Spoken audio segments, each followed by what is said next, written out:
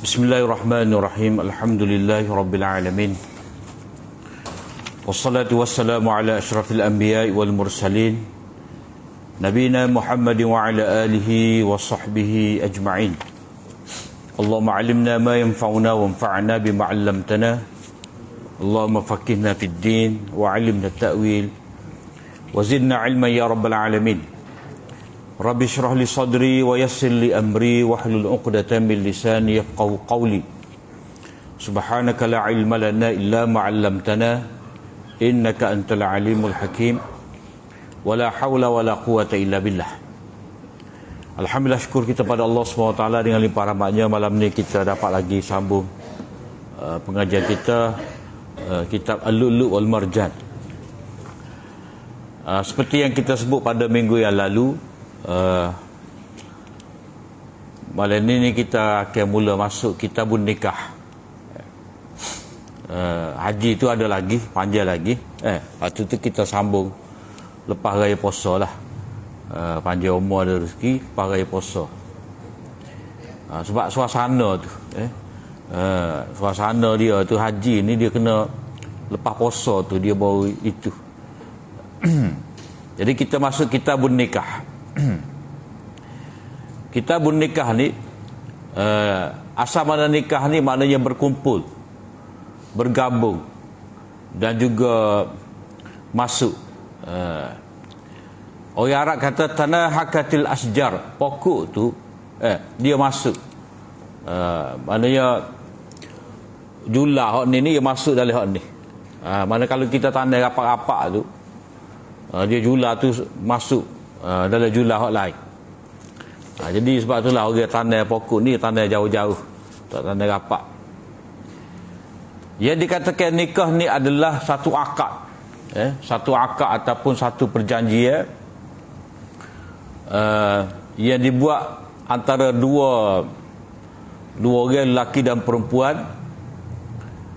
yang mana dengan sebab akad tadi halal lah, istimta', maknanya masing-masing itu boleh berseronok ataupun menikmati antara satu sama lain,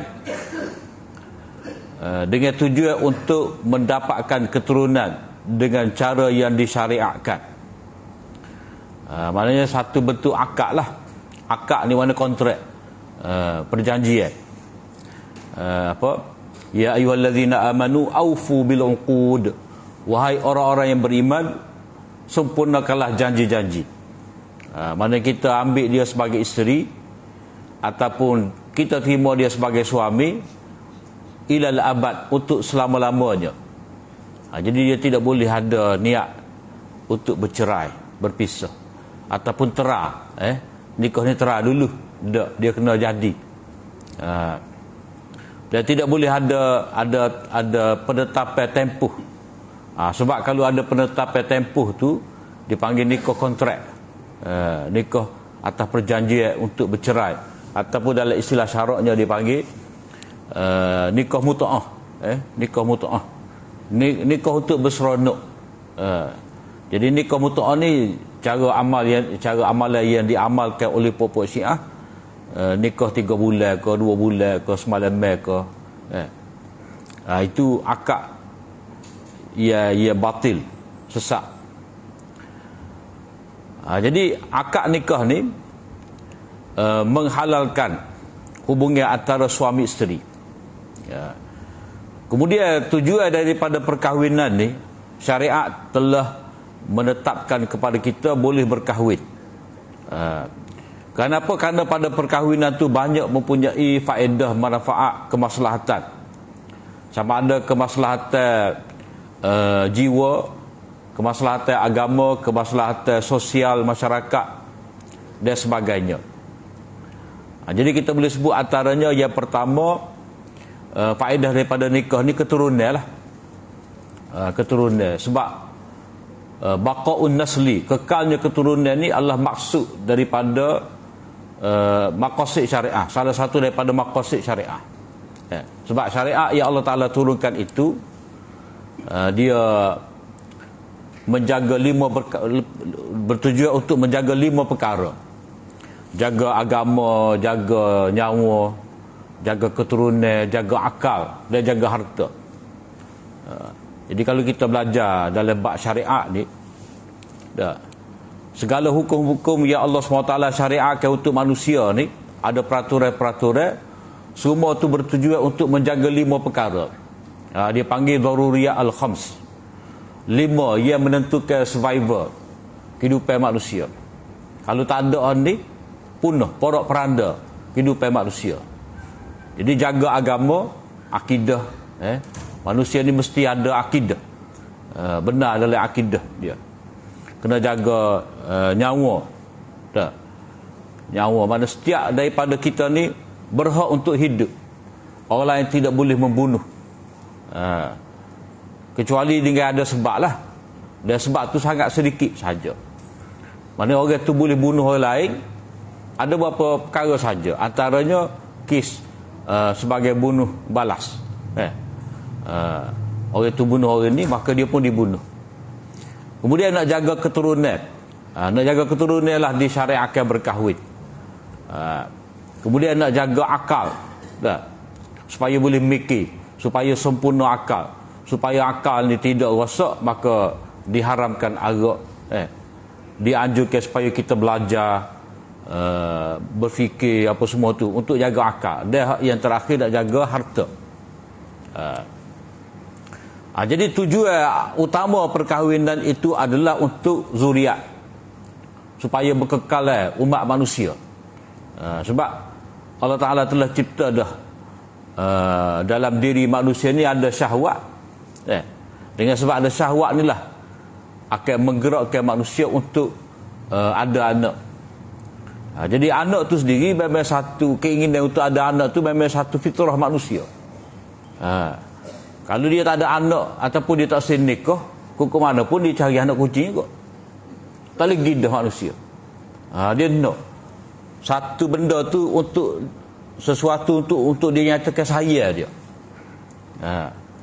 Jadi kalau orang tu galik dengan kucing, siapa tak ada telitah nak nikah, mana dia telah lari tu fitrah dia, sifat nak menyayangi sesuatu tu memang ada dalam jiwa manusia. Saya pada anak tu memang fitrah. Kita tak ada anak pun kita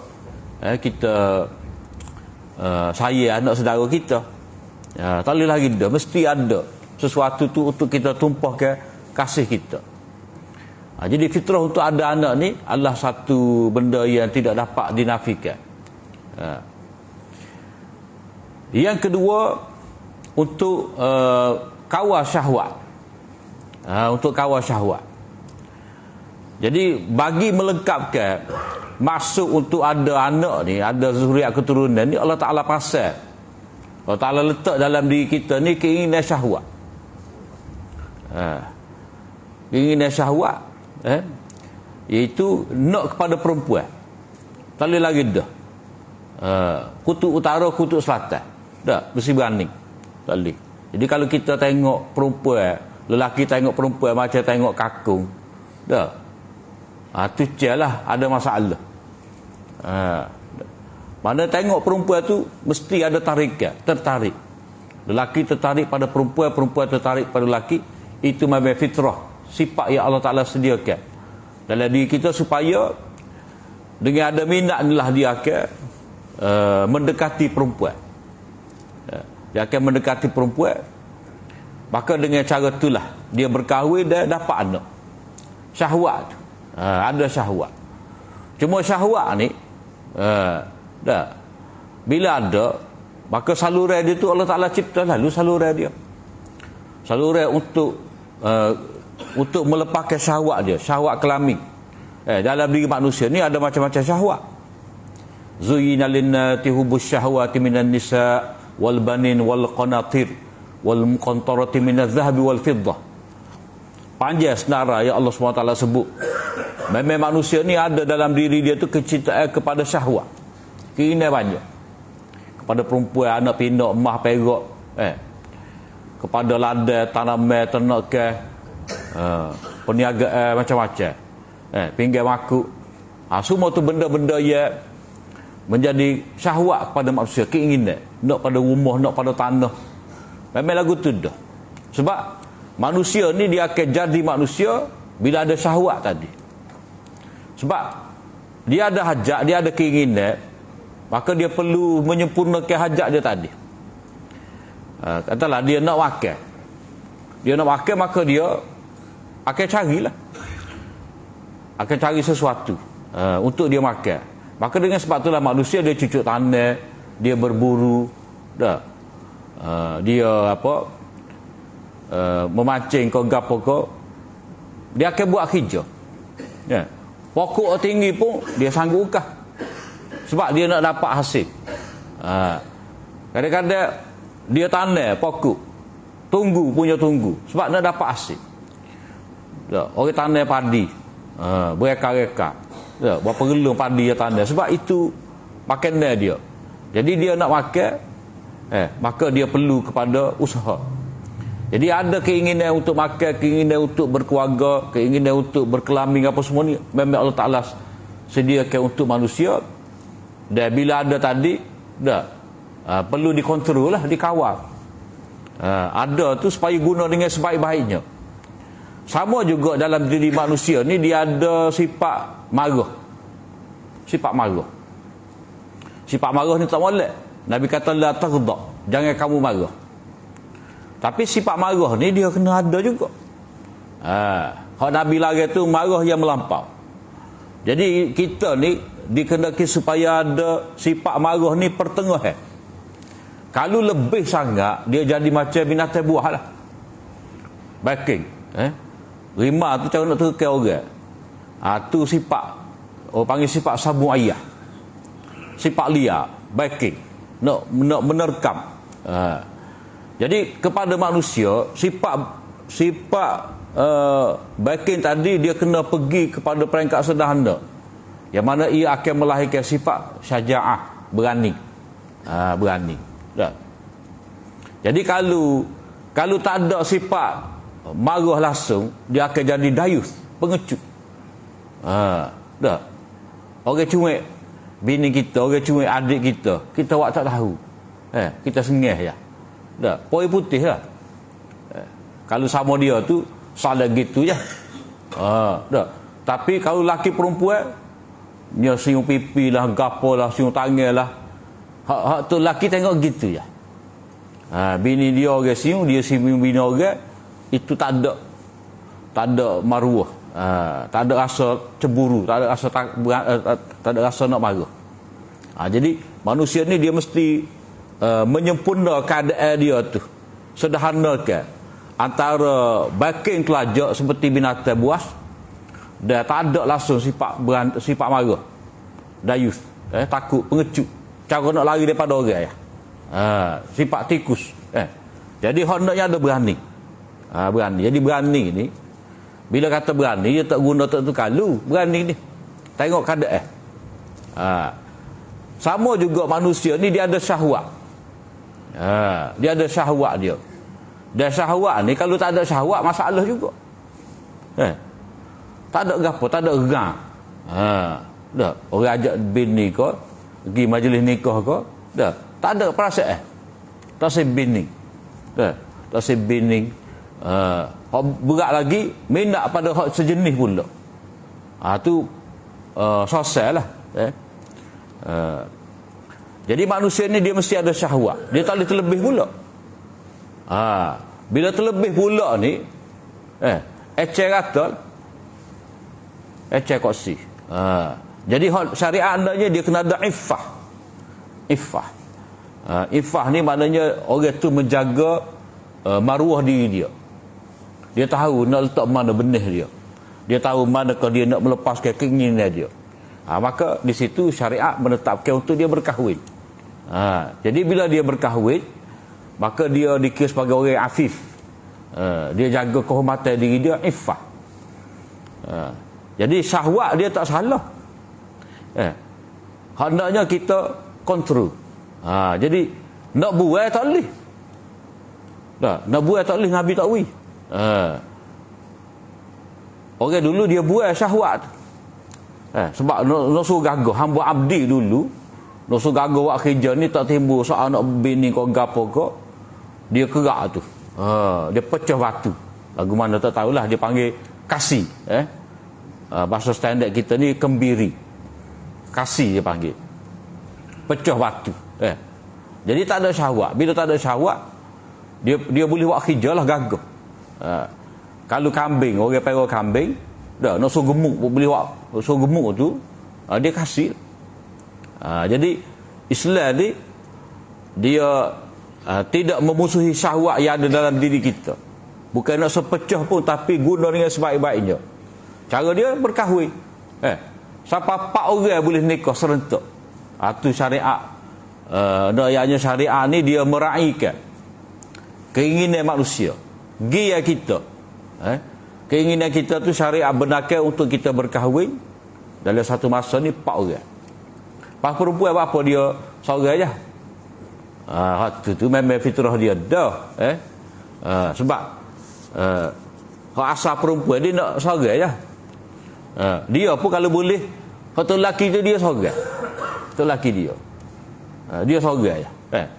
Jadi tak terfikir dalam diri dia tu nak lebih daripada seorang tu lelaki. Tu lelaki dia sendiri tu dia tak suri orang lain ambil. Tu sifat perempuan. Tapi kalau perempuan tu dia nak pada lebih daripada seorang tu lelaki, pada rosaklah. Sebab apa? Sebab manusia perempuan ni memang Allah Ta'ala cipta untuk dia tu sebagai tempat tadahan. Untuk dia terima benih, untuk dia melahirkan anak. Jadi kalau kata orang itu mai jiru, ni mai jiru, dah. Hak siapa dia pokok tu, buah tu. Sebab itulah kita lagi dah seorang ya. Syariat menetapkan seorang saja untuk seorang wanita suami dia tu. Jadi syahwat tu memang tidak mesti kena ada penggerak, dorongan.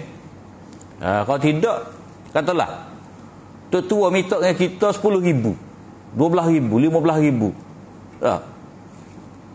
Kacau kita kerja. Mari dah. Kerja masuk pejabat, tubik pejabat kopak sama pula OT. Ataupun kelip pejabat tu buka bonet kereta jual nasi belauk. Jual pasar malam. Sebab apa? Nak kerja pitih.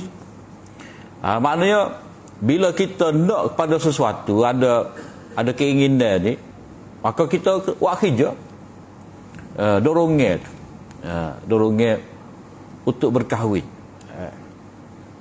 Yang ketiga, dia panggil dari segi tadbir manzil, sebagai aturan rumah tangga, sistem lah. Maknanya kalau berkahwin ni, bila ada hubungan, maka akan dapat anak. Jadi anak tu nak tadbir lagu mana, nak urus lagu mana. Jadi mak dengan ayah lah akan jaga. Bukan kata nikah beranak, lepas tu ada pusat center, jaga 24 jam, 20 tahun. Lepas tu tubik. Lepas nikah pula, boleh anak letak dalam center tu, oleh urus. Maknanya laki bini ni dia beranak je kerja dia, boleh anak letak tempat lain. Bukan lagu tu. Maknanya satu keluarga dulu satu rumah, dia berkahwin boleh anak. Di situlah segala-gala yang diperlukan oleh anak tu ada situ. Makan minum dia, kasih sayang, pendidikan, pengajaran adab apa semua, situ di rumah. Tu dipanggil tadbir manzil. Aturan. Maknanya budak ni dia akan dapatlah susu dia, makanan dia, kasih sayang dia, situ. Jadi ayah pun kerja-kerja boleh pitih, situlah dia curahkan. Dia kerja, orang lelaki ni dia kerja cari pitih, memang lagu tu kerja dia. Tak? Boleh tak dia beli barang lah untuk rumah dia, beli alat perabot gapo. Kalau jenis tu lelaki malah nak beli ni, bini pula ada ni. Dia tak dapat tidak dah. Tok lelaki ni bila tahu bini nak kat dia setuju lagi, dia belilah. Sebab memang pesen lagu tu dah. Manusia lelaki ni dia cari pitih dan dia akan habiskan duit hak dia dapat tadi. Kalau tak ada sistem lagu ni, dia akan habis jolit. Dia ada perempuan sulit, dia pergi jemerai golok ke gapo ke, dia habis kosi, habis kepada sayang-sayang dia, berjoli, habis di meja judi. Jadi bila seorang tu berkahwin, wajib atas dia memberi nafkah, Maka tepat hak dia letak harta dia tadi di rumah dia. Untuk keluarga dia nafkah. Memang lagu tu dah manusia ni. Itu dipanggil tadbir manzil. Kemudian tujuan ataupun hikmah daripada perkahwinan ini juga adalah untuk meramaikan keluarga, membesarkan keluarga. Maknanya kita nikah ni, kita best lah. Kita orang kampung ni nikah orang kampung tu, kita orang negeri ni nikah orang negeri tu, kita orang negara ni nikah orang negara tu. Jadi boleh kenal. Kalau kita dulu gak suka ni, kalau wari-wari kita ni nikah orang luar, dah kita Kelantan nikah orang Kedah, mana-mana kita nikah Kedah orang Johor, suka dah. Sebab apa? Boleh pergi kenal tempat orang, tahu kampung orang, belagak seperti bah. Sukanya manusia ni. Sebab apa? Sebab dia boleh membentuk keluarga. Manusia ni dia keturunan dia tu, keluarga tu dia boleh menurun ke bawah ni. Maknanya dia ada anak, dia berkahwin, dia ada anak turun ke bawah. Dia bina kat tepi pula. Anak dia nikah dengan anak orang, ataupun dia tu pula nikah pula. Jadi dia expand kat tu. Maknanya nasaban, nasab ni mana anak zuriat dia wasihra, mana dia bersemenda, mana dia besar. Boleh kenal. Maknanya keluarga manusia ni sama ada zuriat dia sendiri ataupun hasil pergabungan zuriat dia dengan orang lain. Manusia berketurunan lagu tu, berkembang biak. Sebab itulah dalam agama kita ni dia tak ada nikah adik-beradik, nikah ibu ayah, nikah apa anak dengan ayah, ibu dengan anak, tak ada.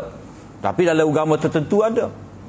Agama Majusi ada nikah adik-beradik, nikah keluarga.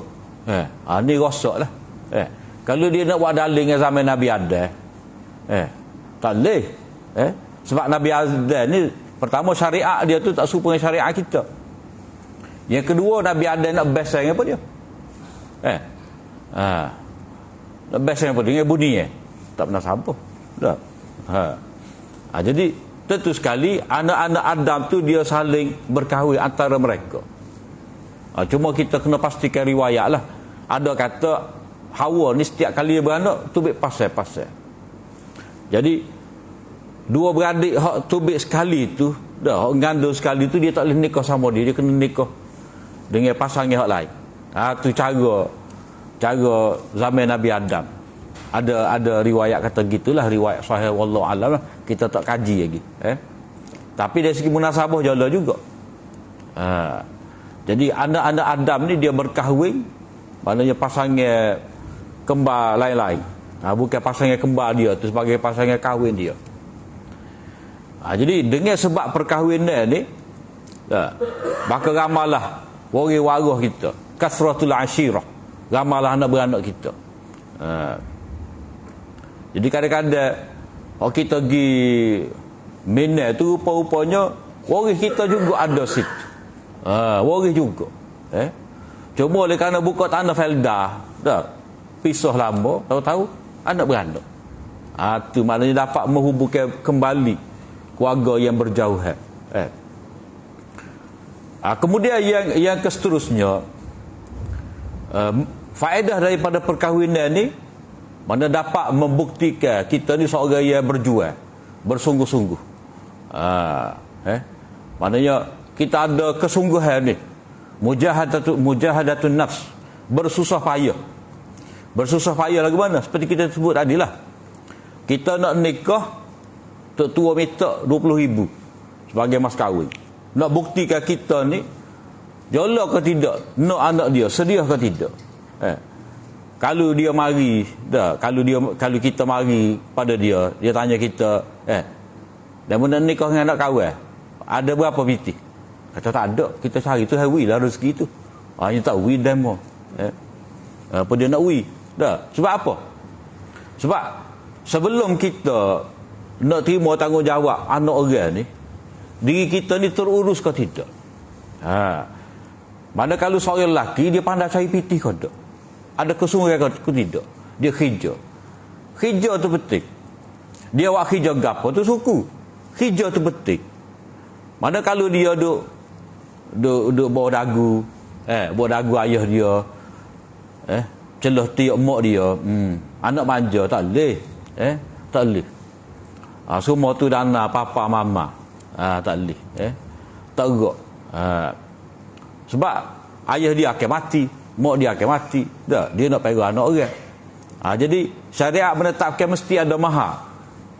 Ada mahar. Jadi mahar tu sebenarnya satu bukti komitmen daripada kita ni, dah kita mampu buat mari stoker ni.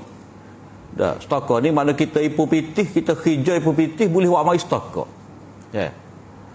Dan ada juga ulama yang berpendapat bahawa qadar mahar tu dia sama nilai dengan nisab zakat kita. Maknanya kalau kita boleh waktu bit 10,000 sebagai mahar tu, maknanya kita boleh nyimpan pitih lah kesungguhan kita. Maknanya 20,000 tu ataupun 10,000 tu macam sebagai jaminan 1 tahun lagi dah. Hak ni untuk belanja dalam tempoh setahun ni. Maknanya hak ni 10,000 ni seolah-olah isyarat kita kalau kita tak ada putus pekerjaan, hilang pekerjaan, dengan 10,000 ni kita boleh hidup. Dah. Bila cari pitih, dah dengan hak qadar tu kita boleh hidup. Membuktikan komitmen tu. Bukan masalah nilai tu berapa-berapa, tidak. Mahar ni dia macam bukti komitmen. Untuk kita jaga anak dia. Untuk kita jaga isteri kita. Kesungguhan tu. Mana kalau tak ada, tak boleh nak urus setara tu, macam mana? Sebab perkahwinan ni dia selama-lamanya. Bukan soal kita tak yakin pada rezeki Allah Ta'ala. Bukan soal yakin tidak yakin. Soalnya kita guna asbab ke tidak. Sebab setiap benda ni dia ada sebab musabab dia. Rezeki, dia ada asbab dia. Kerja, nego, nukai, nyaku, tu asbab dia. Tak boleh lagi dah. Kita lapar, dah kita nak hilang lapar, kita kena makan. Jadi makan tu asbab. Kita sakit, ubat asbab kesembuhan. Lagu tu dah pesen dia. Jadi mahar tu seolah-olah komitmen kita untuk kita jaga anak dia tu, kesungguhan kita. Jadi bila seseorang tu berkahwin, maka dia ada bertanggungjawab. Dia akan keluar pagi-pagi pergi kerja, lepas tu balik pitih untuk nafkah, beli. Kalau dulu dia boleh lah makan untuk diri dia, sekarang ni dia kena fikir juga untuk isteri dia, untuk anak dia. Dia tak boleh nak beli tu kalau dah. Kenapa? Apa penting ke apa? Bergah. Bergah, ikan. Tu apa penting kepada dia. Dia tak boleh fikir dah nak pergi tengok bola ke, nak beli rokok ke, gapo ke, tak boleh dah fikir tu. Sebab hak ni hak penting. Kepentingan keluarga. Beli susu anak, pamper anak. Hak ni hak keutamaan dia. Jadi dia kena kerja lebih. Jadi susahlah. Jadi perkahwinan itu menyebabkan seorang itu bermujahadah, bersusah payah. Maka sebab itulah adalah hadis pada sebut ibadat semaya lelaki yang berkahwin ni dia lebih besar lagi daripada lelaki yang bujang. Sebab apa? Sebab tengah semaya tu dia mikir. Dia tengah mikir. Tengah mikir nak beli ikan, nak beli telur, nak beli sayur, nak beli gapo, beli pamper, tahu pamper. Benda tu ada dalam fikiran dia. Tanggungjawab lebih besar. Dulu dia ada mak ayah, sekarang ni dia ada tok tua. Dulu dia kena cara belah-belah pada adik dia lah ni. Adik ipar pun kadang-kadang dia kena ambil tahu juga. Itu maknanya besar tu. Tanggungjawab dia bertambah. Kemudian antara maksud daripada perkahwinan juga adalah untuk ketenangan jiwa. Dah. Maknanya manusia ni dia nak menyayangi dan disayangi. Tak boleh lagi dah. Wa min ayati an khalaqalakum min anfusikum azwajan litaskunu ilaiha wa ja'ala bainakum mawaddatan wa rahmah. Di antara tanda-tanda kekuasaan Allah Ta'ala ni, dia ciptakan untuk kamu pasangan daripada jenis kamu juga. Manusia seperti kamu juga. Hak kamu cenderung. Kita tengok, kita kenal dia, kita pun minta dia dengan ayah dia, kita pun nikah. Lalu Allah Ta'ala jadikan di antara kamu ni mawaddah, kasih sayang dan rahmat. Mawaddatan ni, mawaddatan warahmah. Mawaddah ni makna sayang dulu pada bini. Lepas pada tu ada mari rahmat pula. Mana rahmat sayang tu pula dicurahkan kepada anak. Jadi mawaddatan lil azwaj wa rahmatan lil aulad. Kasih kepada bini, kemudian rahmat kepada anak-anak. Litaskunu ilaiha, supaya kamu tenang. Mana kita serabut pejabat, serabut tengah jalan, serabut tempat kerja, kelik rumah, tenang, lega. Sebab apa? Sebab ada orang yang menyayangi kita. Kita rasa disayangi. Kalau kita peru anak kucing, dah, memang kita sayang ke dia, tapi kucing tu setara mana dia sayang kita. Tak boleh. Jadi mawaddatan warahmah tu, rasa disayangi kerana kita memberi sayang kita kepada isteri. Jadi kena ada saling tu lah. Bukan kita nanti tunggu bini tak sayang kita, kita nak sayang dia ke mana? Ataupun tu lelaki tak sayang kita, kita nak sayang dia ke mana? Tak boleh. Dia kena orang kata first thing first. Tak? Kena faham dulu, barulah kita boleh difahami. Lepas tu kita nak mana manusia ni, kalau dia ada syahwat pun, tak, dia bukan nak lepas syahwat gitu. Dia ada kemesraan apa semua, tak. Jadi dengan perkahwinan itulah dia dapat menyalurkan keinginan ataupun sifat fitrah dia tu. Itu yang Allah SWT tetapkan nikah kahwin untuk manusia ni. Hadis yang pertama ni, hadis Abdullah bin Mas'ud an Alqamah qala kuntu ma'a Abdullah falaqiyahu Uthman bimina faqala ya Aba Abdurrahman inna li ilaika hajah faqala ya faqala Uthman hal laka ya Aba Abdurrahman fi an nuzawwijaka bikran tuzakiruka ma kunta ta'had falamma ra'a Abdullah an laysa lahu hajatun ila hadha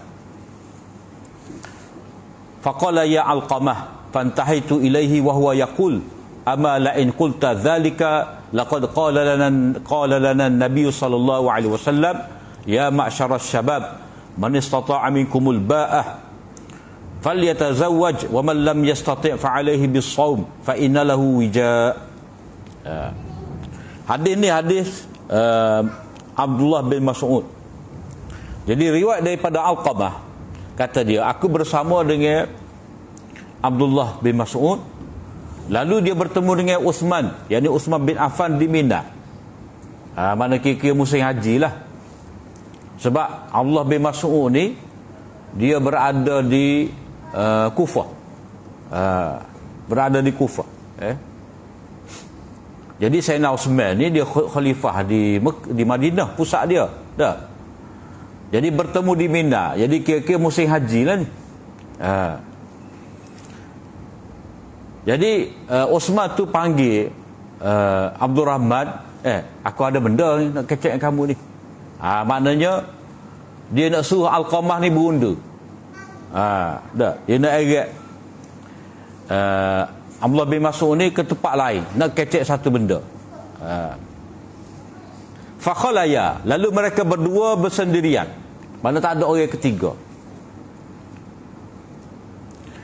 Maka Uthman berkata, wahai Aba Abdurrahman, wahai Ibni Mas'ud, tak mahukah aku kahwinkan kamu dengan seorang gadis yang dapat mengembalikan kenangan engkau, yang dapat mengembalikan apa yang biasa kamu ingat.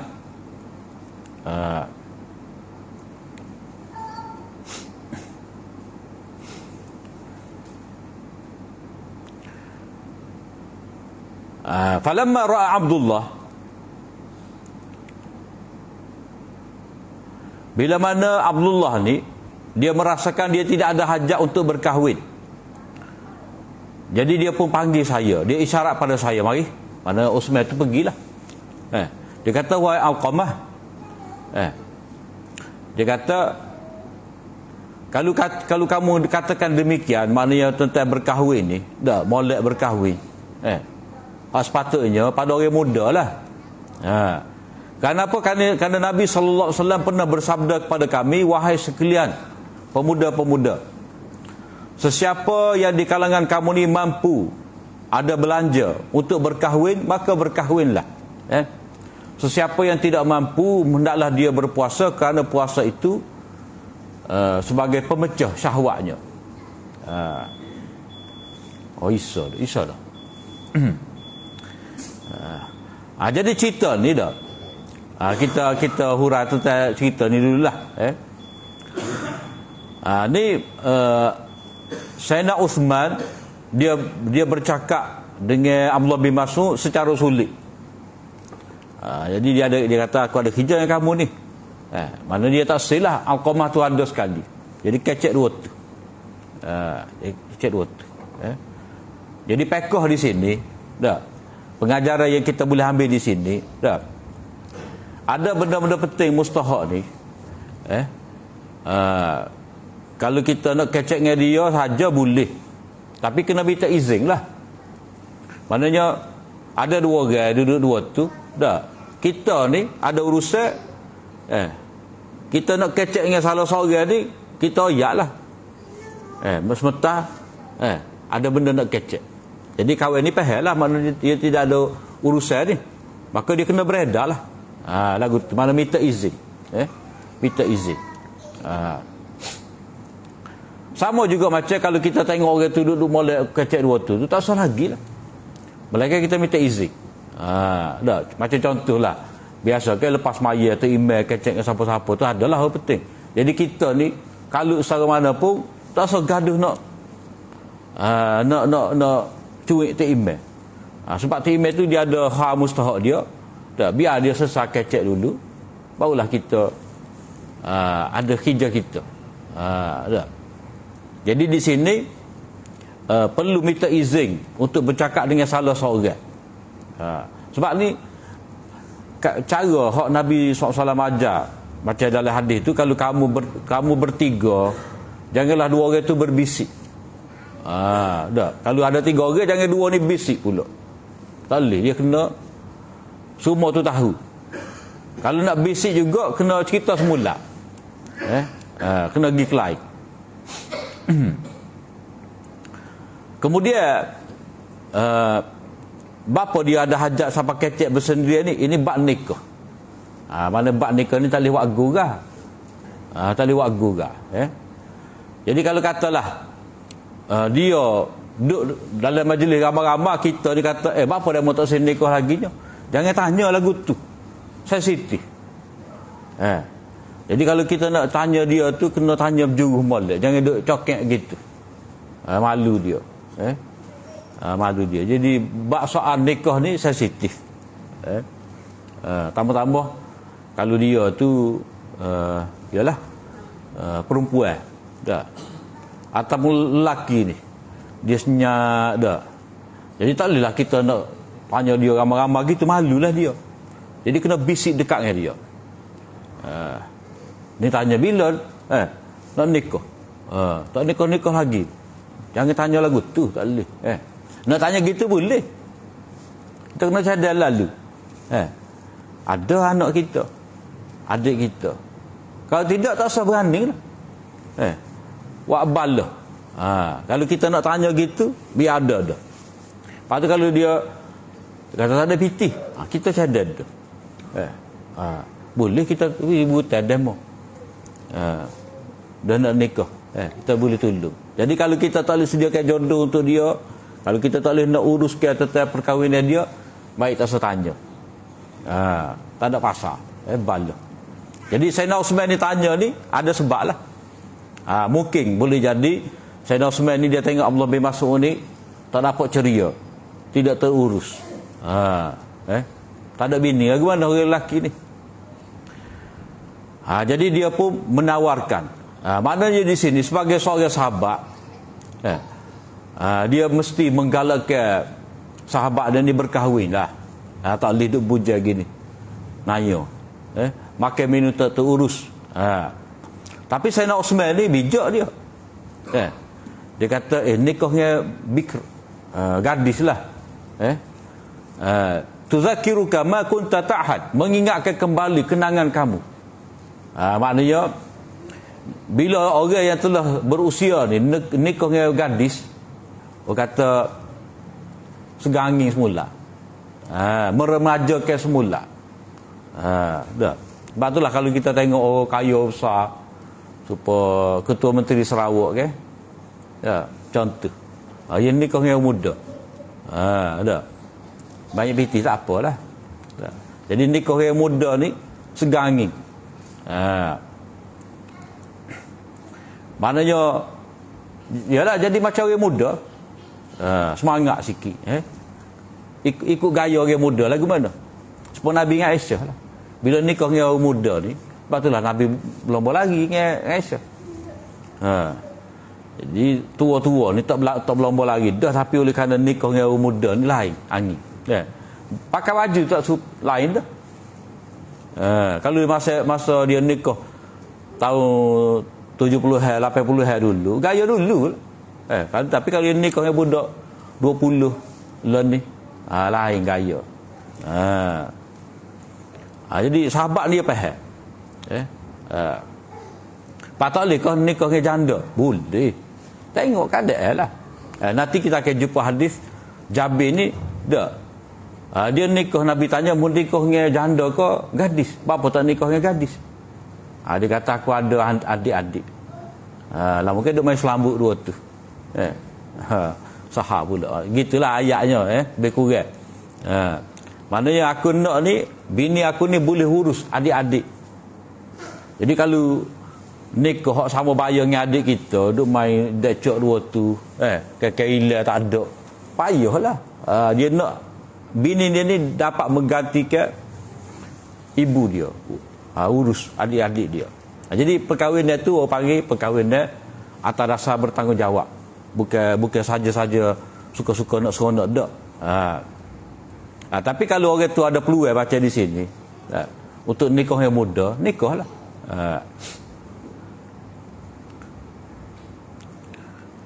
Kemudian mata hadis ni, mata hadis ni kita sambung semula lah. Sebab banyak dia punya kaedah-kaedah ada, perbahasan-perbahasan tentang hukum nikah tu sendiri, gapo hukum dia. Makna ba'ah tu gapo. Tu insya-Allah kita sambung pada kuliah akan datang. Apa yang baik dari Allah SWT, salah dan silap daripada kelemahan diri hamba, aku li qauli hadza wa astaghfirullah li wa lakum. Assalamualaikum warahmatullahi wabarakatuh.